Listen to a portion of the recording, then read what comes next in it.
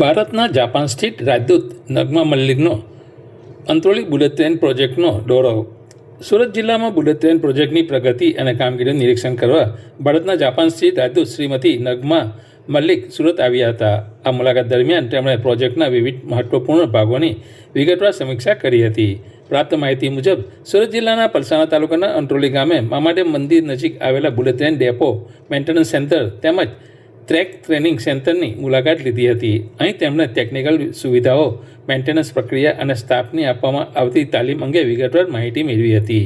તેમણે અધિકારીઓ સાથે ચર્ચા કરી પ્રોજેક્ટની હાલની સ્થિતિ, કામગીરી ગતિ અને ભવિષ્યની યોજના અંગે માહિતી મેળવી હતી. ઉપરાંત પ્રોજેક્ટના કામમાં ગુણવત્તા અને સલામતીના ધોરણો જળવાઈ રહે તે બાબતે પણ ખાસ ભાર મૂક્યો હતો.